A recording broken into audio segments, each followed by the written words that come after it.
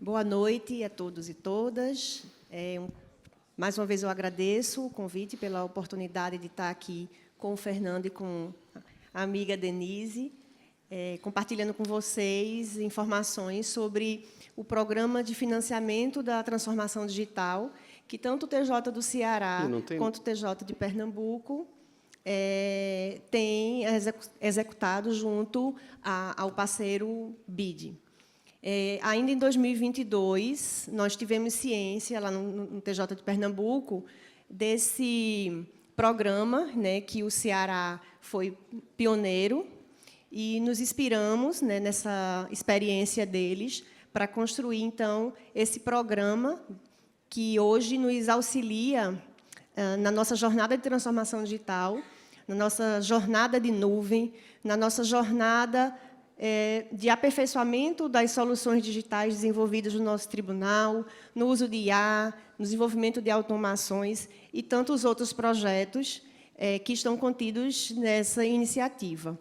Então, estamos hoje aqui para a Denise, que já, na verdade, já está finalizando, né, os projetos duram, em média, 5 anos, e a gente está aqui com a Denise para ela falar um pouco da experiência do Ceará, e depois o Fernando vai dar mais informações sobre essa linha de financiamento específica de transformação digital que o BID tem para, se eu não me engano, Brasil e América Latina.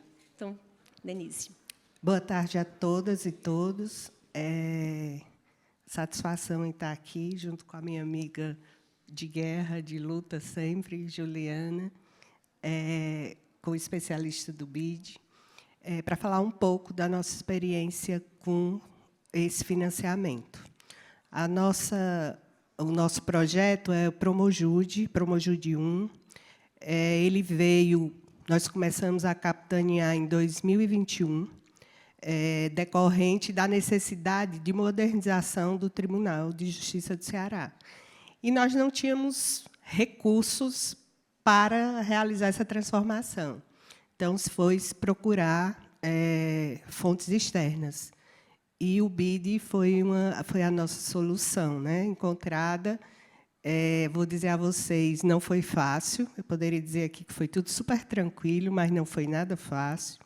Foi uma gangorra de sentimentos de que a gente venceu. Na execução, a gente começa a ver coisas diferentes, a gente acha que não vai conseguir. E, no final, quando a gente vê o resultado da transformação que aconteceu no tribunal, a gente fica grato. Então, assim, o Tribunal de Justiça, com essa fonte de financiamento, nós implantamos uma estrutura para fortalecer o tribunal para uma transformação digital. O primeiro ponto que se discutiu, que eu me senti igual o Tiago, que falou hoje pela manhã, falando sobre a quantidade de coisa que chegava, né, para a gente constar nesse plano de trabalho, o que era a inovação. A inovação, se pensava só que inovação era TI. Então, tudo era voltado para a TI.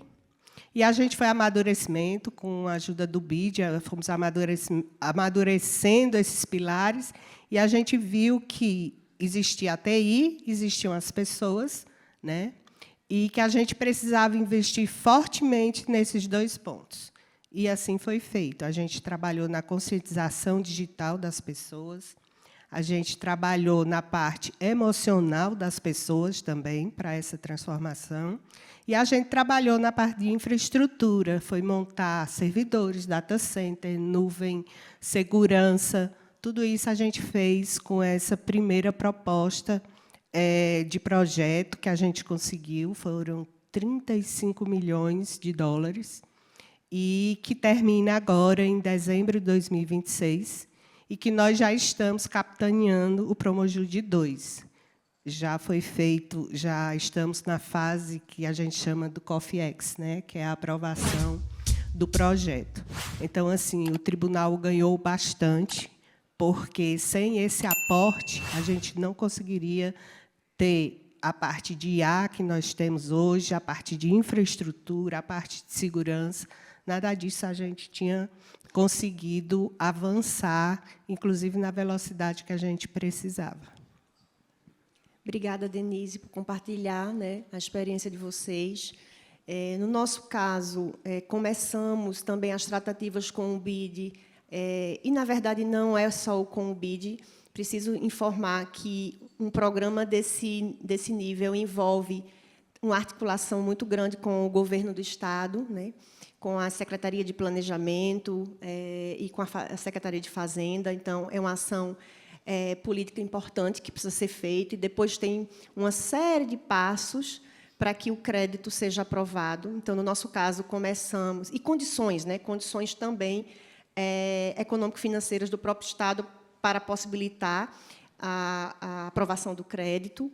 E tem instâncias também nacionais, né, como o Ministério de Fazenda, Senado, enfim. Então, entre o início do que a gente chama carta consulta, que fizemos em 2022, até a assinatura do contrato, que se deu em 2025, foi realmente aí uma luta, uma jornada para que isso virasse realidade. Então, o nosso projeto ele começou a ser executado em 2025 e tem previsão de durar até 2030. Né? E aí isso também serve para que, do ponto de vista institucional, haja também uma melhoria na maturidade do funcionamento. A gente tem a criação de uma unidade gestora específica para os projetos e que ajuda bastante, né, na execução e no monitoramento, específico para esse projeto.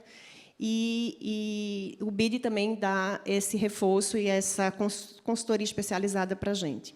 Porque a gente começa a enfrentar uma forma de aquisição diferente.